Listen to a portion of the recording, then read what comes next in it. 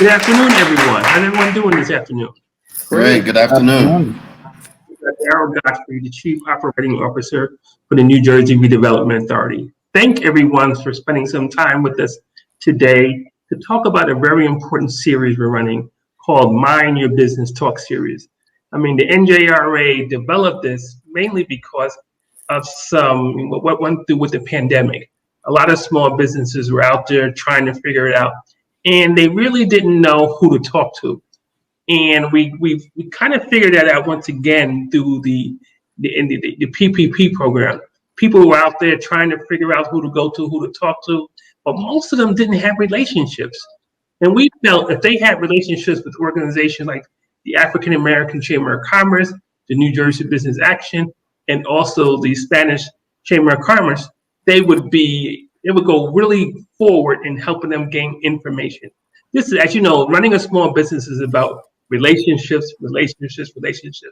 Mr. Woolfolk and I have been talking about this for the last week or so about trying to get relationships going.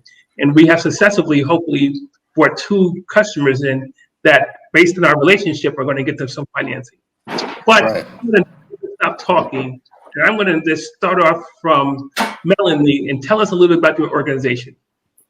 Well, thank you so much for the opportunity to be here today, because I think it is critical that small businesses know about all of the places they can go to get their questions answered and where they can have those relationships built up so that they are not wasting time, which is money that they're wasting. So the Business Action Center is a state agency within the Department of State, and we have been around for over 30 years, and we are business advocates. We help all size businesses, but particularly small businesses, navigate government, answer their questions, help them with their business operations, and generally help them grow and prosper. And we're here to help them on a daily basis. Excellent. I mean, I've known some customers that have user resources, and once again, it is a tremendous resource. I'm going to jump now to an organization that I've known in my prior life, working as the executive director for the city of Newark, and they were just a tremendous advocate for me. That's the statewide Hispanic Chamber of Commerce. Mr. Luis, how are you today? Pretty good. Happy to be here, and thank you very much for the opportunity. And we are the largest chamber of commerce in the state based on membership. And we believe that entrepreneurship is the best way that our community have to overcome poverty. We have 5 times more chances to save money if we run a business or if we start a business than if we find a job, unless that job could be on corporate America or at the high level of the government. Well, you know, I know, I mean, I spent a lot of time, you know, as I said, the city of Newark, knocking on a lot of doors for bodegas. And most of the bodega owners were Hispanic. And I was impressed by their level of expertise, but also how they handled their marketplace. But one thing that was a big barrier to them was the thing of trust. And that's why I reached out to the Hispanic Chamber of Commerce, and they helped me break down that trust issue. Because, you know, when some people think when government comes in, we're there to shut you down. No, we were there helping them. So I really just continue to be thankful to the Hispanic Chamber of Commerce for helping them. But last but not least, Phil Woolfolk. I mean, just what a gentleman. We are neighbors. We're on the same block down there in Trenton. We haven't been there a long time, Right. but I know the tremendous amount of work that he is doing, what John Harmon is doing. I've been a big fan of them for years. So tell me a little bit what you're doing, Phil. Well, we have a lot going on, as you know. We have. You know, one of the biggest things for us, I think, is really working with folks to help them on access to capital and technical assistance. That's one of the biggest initiatives that we're running right now. We got involved with New Jersey Community Capital, as you know, formed a partnership to be able to provide funding and technical assistance to the small business community around the state. And so that's our main focus at this point. We partnered with, we're one of the resource partners with the New Jersey Economic Development Authority throughout the pandemic, providing technical assistance on some of the state programs and technical assistance on the SBA economic injury disaster loans and the SBA Paycheck Protection Program loans. And that is really what led us to really move the ball forward a little bit as it relates to the access to capital, because we were seeing a lot of small businesses just really having a hard time not only accessing funding, but really having the relationships they needed to really move the ball forward for their businesses in terms of both profitability and sustainability. And then, of course, it's very difficult to be able to grow your enterprise if you don't have the access to capital or the relationships to move forward. Well, once again, I thank you, Phil. I mean, I know of the great work that you guys are doing, but at the same time, I understand there's a tremendous need out there for Right. people just to get in contact, what information is out there, what services are out there. So I'm gonna throw a question to the group. And once again, I want everyone to relax, although this is being recorded, but the good thing about this, it's a chance for us to help each other, but also help the people who are going to be viewing this service. And one of the things that I started off saying is about relationships. What do you think small businesses need to grow? What do you think they need to be on their team for them to grow? And let's leave it open like that. Oh, wow. I think from my perspective, your main members of the team for any small business, you need good legal advice, you need an attorney, you need a CPA, you need advisors, mentors, and you certainly, there's a wealth of opportunities and information around the state. Like the New Jersey Business Action Center, for example. I mean, I've learned just recently the wealth of services that they provide, and I'm sure there are tons of businesses around the state that really are not even aware of the services that we get access to just as taxpayers. So one of the big things, I think, in terms of whether it's the African American Chamber of Commerce or the Hispanic Chamber of Commerce, one of the things we bring to the table is the education, resources, and opportunities. And the more folks are connected to us, the more we're able to connect them to the resources that are out there to really help them. I think Phil has really touched on this great connector relationship that all of the associations like the Hispanic Chamber and the African American Chamber have, in which they serve their members by them knowing where the resources are in the state. And by them being able to connect them to the Business Action Center, where we have a great relationship with both of those associations. So we work with their members all the time in helping identify what they need to do in order to become tax compliant, for instance, with the Division of Taxation, or how they can get their business certifications to register as a small business, minority-owned business, a women-owned business, so that they have more access, for instance, to being able to be a vendor for the state or federal or local government. So there are so many ways small businesses can expand and really develop more resources, but they first need to know how to connect. And it's through Phil and it's through Luis to organizations like the Business Action Center and also the Small Business Development Centers, which we partner with at the Business Action Center, because they are regional and they are also free, and they're a service that's funded by the federal government, and they provide a lot of technical assistance. So there's just so much out there for small businesses that they just need to be made aware of it. Right. I just want to add that we see something before the pandemic. We realized that we face 4 problems: access to capital due to the lack of personal credit history and due to the lack of collateral; access to new markets, because usually our business owners, they focus on the natural market. They don't offer products or services outside of their communities; lack of networks, because they didn't have access to the right people. And since the pandemic, the digital divide, the digital gap was the biggest problem that we face, not only because the customers didn't have the only way that they access the internet is through a cell phone, but Right. when we was helping them to apply for the NJRA assistant program, they need to upload the list. It's almost impossible to do it from your cell phone, right? Yes. Now, we focus on how we can reduce that gap. I mean, we didn't have time to teach them how to use the computer. We just try to use our network in order for us to facilitate how they can scan the list in order for them to comply with the requirement to submit the proposal. But the reality is those business owners that they have access to a network, they belong to an organization, they have a better success rate when they try to access all the help that was available versus those that don't have that support system. Right. It's not only the information, is the day that the NJRA opened the grant assistance program for the rent, we did Zoom meetings where we helped them to answer those questions.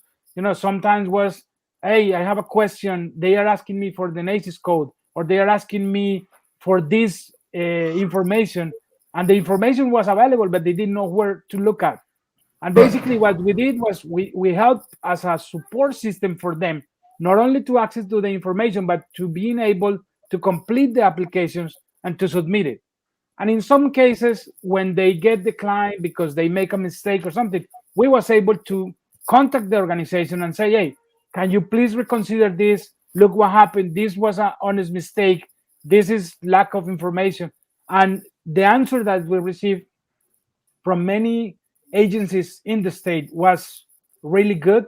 And I was looking at one data from NJRA that 38% of the people who access the grant program are minorities. And for us, that was a big win, especially because they focus on micro businesses.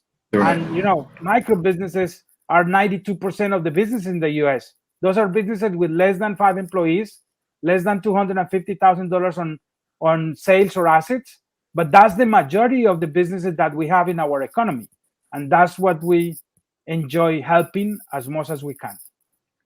Thanks, Louise. I mean, I really appreciate your candor in talking about our program, but also how your chamber helped some of your clients. On that note, how important do the group feel how important do you think is to have a relationship with the local chambers? Oh, it's absolutely critical. I agree with both Luis and Melanie. Growing up, my mother used to say to us that you cannot live in this world by yourself. And I can tell you that from the pandemic, if people didn't learn anything else, it is that the value of relationships is significant in terms of your ability to survive, not only in hard times, but to really be able to thrive and move your business and your operations forward, and even in good times. And people who try to do it on their own and completely living in silos, those are probably the businesses that didn't make it. Because it's just would be next to impossible to know all the resources, where to go, how to do it, to have all the digital technological access that you need. I can really relate to what Luis just mentioned in terms of just having members or just folks from the general public who came to us for assistance and just couldn't get it done because they didn't have the right resources. They didn't have the computer. They're trying to operate with a cell phone. And if they did have a computer, because they were operating in an environment where they didn't really need it so much before, that they just didn't know really how to operate those systems. And having somewhere to go to kind of hold your hand through that process, I can tell you a lot of businesses and a lot of jobs were saved because of those of us with boots on the ground, really able to roll up our sleeves and help folks get it done when it was really critical. And I know that from the conversations I've had with many of the small businesses around the state, they really could not have done it without the efforts of the folks, not only here, but some of the other chambers and other resources around the state, really doing a yeoman's job of providing the services that we could provide and doing the best that we could for the folks that came our way. It's critical and it's very important. Well, I think the chambers, the local chambers, they are the boots on the ground. They are the ones who are there in the community. They know the businesses that exist in their community, and they're the ones who are fed information by the government agencies who have the dollars available. So, for instance, the Business Action Center, we communicate with every single local chamber, all of the economic development organizations in the state, all of the regional and the large chambers in the state, and we send them out information about every single program that is now available. We do it when it's available from the SBA or when it's available from the Economic Development Authority. And I think that a small business doesn't necessarily get those emails, but they certainly know that the chamber in their community, they can trust them and they can go there and they can ask for help, from that chamber. And then the chamber will guide them to all those programs. And in addition, the Business Action Center has something that we're very proud of, which is a live chat where our business experts have been on a live chat since March of last year, where you just go to business.nj.gov, which is the business-friendly website, and the live chat pops up, and experts are there to answer your questions. And we've answered over 100,000 questions from businesses on everything from any COVID question they have, vaccination questions, or questions about where do I get money? Am I eligible for the grants?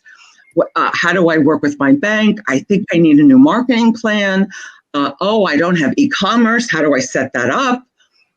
Those are all the critical questions, especially that a small business who might have been just operating sort of like in the community now needs to go much bigger, especially in setting up e-commerce. So, this is exactly where their first line should be to their local chamber or to the chamber like the African American Chamber or the Hispanic Chamber that they trust, and then they can guide them to all those resources. It's critical. Darryl, I want to share with you that something happened during the pandemic that we have the ability to get the attention from a lot of people that they never look at the chamber before because they didn't have any other source of information. In our case, not only because we was doing that in Spanish, but also because we are a very complex group. We came from 22 different countries. We was able to identify by geographical region, by country of origin, by industry, by many different groups in order for us to efficiently communicate everything that was available. And I think that was the biggest change because, for example, we use these platforms to be able to communicate. But, the beauty of that is that they don't need to be live the day that we was doing the event. Sometimes they arrive at 11 p.m. and they take a look of the video that we record early that day. And we was able to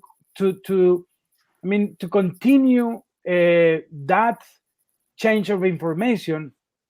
And I also want to mention that we shared the website for the Business Action Center, not only locally, but nationwide, because it's a good example. It's one-stop shop for everything that you will need as a small business owner when you interact with the state of New Jersey. And it's available in Spanish, which make our life easy, but also it's because it's easy to navigate. Doesn't look like it's a government agency website. It looks like it's almost like a entrepreneur I will say, co-working space or something, because it's naturally guiding you how to contact. And the other thing is, not only that they will provide you the contact information, they will answer the number, the call, or the question that you have. I mean, some of us, we have the luxury that we can call the person's cell phone number, right? But when we are busy and we are not able to answer our own calls, right, they reach out to, and we know when we refer someone who get an answer or who didn't get an answer, because if they didn't get an answer, they will call us back again, and we will be like doing 3 times what's supposed to take 1 call. And that's the type of service that they provide at the Business Action Center. And it's really good, because I mean, when you are trying to attract people, we get calls from Latin America, people that want to move to the state, or people from other states that they, hey, I see what you are doing there, I consider New Jersey. It's easy for us just to refer one website, and I mean, they will answer most of the questions. I mean, they will probably want to talk to the government, and it's not a app available on the website, but the majority of the questions are solved in an easy way for you to interact in English and Spanish. Oh, yeah. Thank you, Louis. That is so sweet. I appreciate that so much. I'm going to have you do all our commercials from now on. You did an absolutely splendid job. Thank you. And, you know, we really will answer any and all questions. And we also have two people now who speak Spanish, who will be able to answer the questions of the people who come on asking the questions in Spanish. So I'm happy to say that. I have a few examples where we call the Business Action Center. They refer us one time to the New Jersey Department of Agriculture. They not only provide us the call, they conference us, and we was able to contact them. And also they have a program that I really admire that is called STEP, for those businesses that are trying to promote to export outside the United States. Those are the type of things that we want to communicate to our communities, because they really can benefit from those programs. Well, Yes, thank you. like I said, the expertise that you guys is providing, and once again, is tremendous. But as we continue to talk about relationships and what the chambers provide, which is a wealth of experience and knowledge, one of the things that we all know that was key was lack of access to capital, particularly when we talk about the PPP. Tell me a little bit how important it is for the small businesses to have relationships with a small bank. Because you've seen, you know, when PPP came out, you know, people were saying all this money was going out the door, but it was going to large institutions who had relationships with the mega banks, and they were getting millions and millions of dollars. But the small business person, he or she, was totally locked out. How important does the group think it's to have a relationship with a small town bank in their area? Oh, it's really critical. You know, one of the reasons we got involved with the PPP initially was we were getting tons of calls from small business owners who were really having a hard time getting calls back from their banks. And I know as a former banker that, you know, once the criteria really came out about first come, first serve and relationship with the bank, I figured that basically folks who are relationship managers with banks, they have a portfolio of clients that have loans with the bank. And so that's the initial list they're going to be working off of, not the list of people who have a savings or checking account with the bank, but folks who owe them money.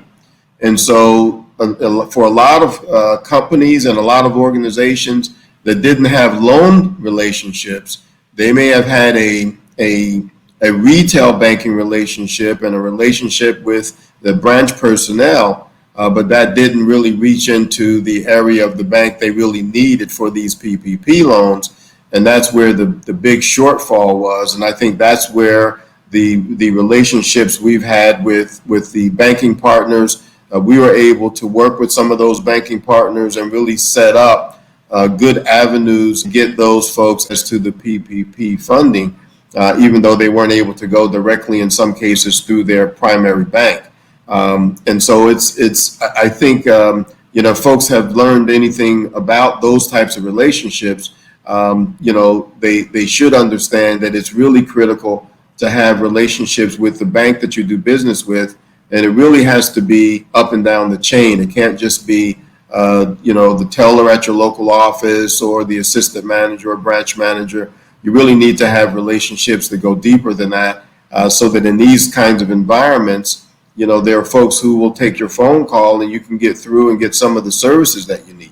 I mean, I agree. I can remember talking to some of the smaller banks, and they were saying, Darryl, we have all this money. And I was saying, well, why aren't you giving it out? But a lot of it had to do with relationships. If you would be able to call up Right. your banker and he or she know well, the Woolfolk was calling, they would really just give you the money because it turned out to be a grant in a lot of cases. But a lot of them, people didn't have relationships with banks. So I think it's Right. incumbent upon, us, and I know we have the collective group we have here today, stress to them, have a relationship with a bank. It is key to everything. You don't have to have a ton of money in there, but knowing how to navigate that, knowing how they can help you with some of the services they had, it's just very rewarding. And it helped out, particularly during a crisis that we are currently experiencing. Oh We don't yeah. know where this pandemic is going to go. We hope that it goes away from us shortly. But the marketplace is very resilient. But we need our small businesses to keep on treading along, and it's hard. Oh yeah. Yeah. And So so Yeah. I would like to just also point out, though, that in addition to the relationship with the bank, is that you want to have the relationship with and get to know your small business development center because they're regional. And so getting to know them is very helpful because they have just set up something called the Capital Team. And the Capital Team is a group of 10 professionals who are all experts in financing options for small business. And all the small business has to do is they can come in through the Business Action Center at our hotline number at 1-800-Jersey 7 and ask us for the Capital Team at the Small Business Development Center. And we can connect them and they can help them find financing, introduce them to the banks in their area, and help walk them through how to develop that relationship. So, some people feel a little uncomfortable with, well, how do I do that, right? What do I just call them and say, would you like to have lunch? I mean, how do I make that happen? And so I think that sometimes having someone who's an expert at it hold your hand through the process can be really helpful to you. And that's where your Small Business Development Center's Capital Team can be helpful to you. That is where certainly your friends at the African American Chamber and at the Hispanic Chamber can also help walk you through the process because I know many of these small businesses are like, well, what do I do next? They're a little, well, frightened would be a good word to describe them because it's the first time they really needed this, right?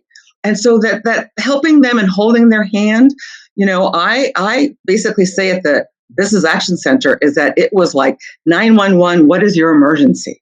Is the way we felt in answering questions from business because they were desperate.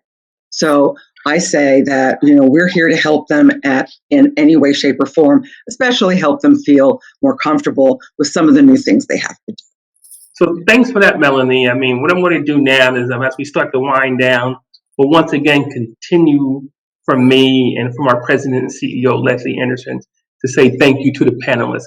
Melanie, Willoughby, Louise, and Phillip, I just thank you. And if there's anything we can do at the NJRA to help you and your small businesses, please do not be laid back like some of our small businesses. Please reach out to us because once again, we are a great team here.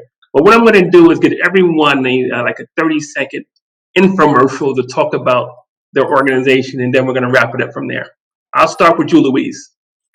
no, I just want to say thank you to the NJRA because thanks to the rental assistance program and the way that was distributed through the state, many businesses get the hope to continue with the doors open until they receive help from other agencies. We are really happy to partner with organizations that prove results to our community, and we will be here to support any initiatives that show results. I mean, at the statewide Hispanic Chamber of Commerce, we are here to help you to grow. We are focused on small businesses with high growth potential. We do have members that say, I don't want to grow.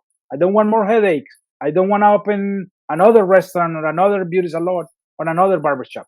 We will provide them information, but right now we are focused on high growth potential members because we want to move them from micro businesses up to $250,000 on assets or sales, up to a $5 million on assets or sales. And we have two programs. One is the Hispanic Entrepreneur Training Program. It's a 15-8-week class. It's free for our members or for the students because you don't need to be a member to apply. And we have another one that is called Let's, Latina Entrepreneur Training Series. The reason because we make that difference is because Latinas start businesses 6 times faster than any other ethnic group, but they have some challenges that are unique. And what we developed was one class from Latinas, successful Latinas to Latina entrepreneurs. And, that way they can talk about maternity and a lot of different challenges that are parallel to the entrepreneur journey.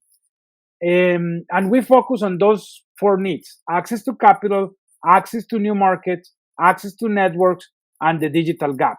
That's our goal, and we are here to assist. You don't need to be a member in order for us to provide you any services. We really want to prove results before you consider to join us. And Louise, one more thing. Could you just tell everyone what your email is? My email is ldelajos, my last name, @bali.com. Okay, thank you very much. Melanie, could you just give a brief wrap up on your organization? Absolutely. So first of all, the Business Action Center is available at business.nj.gov. And you go to that website, you get our live chat. You can call us at 1-800-JERSEY-7, and we're there answering questions in both English and Spanish. In addition, we are only successful because we know of the great people like the ones who are at the Hispanic Chamber and the African American Chamber and at the NJRA and all of the state agencies, because we make those relationships so we can connect a small business to those individuals that are going to help them. And I think that, you think of it as a pyramid where, you really want to basically start with the connector up at the top so that they can connect you to all the people that you need down that pyramid to be able to be a successful business. And that's what we do. And we're really very proud of it and really love our partners. So I'm so proud to have been on this webinar series with these 2 partners.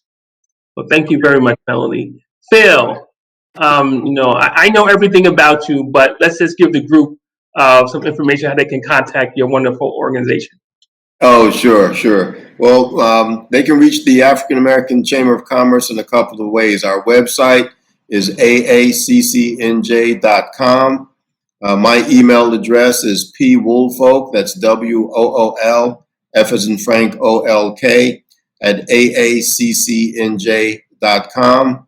And we're basically here to provide resources, opportunities, and education to help folks move their businesses in the right direction. And with our new program, the Equitable Small Business Initiative, we're happy to make loan opportunities available to businesses as well as provide technical assistance to help them with profitability and move their companies in the right direction. So thanks for having us. I really appreciate the conversation. Glad to be on with Melanie and Luis. And thanks a lot, Darryl. So, well, on behalf of the NJRA, from our chairwoman, Lieutenant Governor Sheila Oliver, from our president and CEO, Ms. Leslie A. Anderson, and from me, Darryl Godfrey, Chief Operating Officer, we thank you. And let's stay in contact. Let's continue to help our small businesses. And everyone have a great day.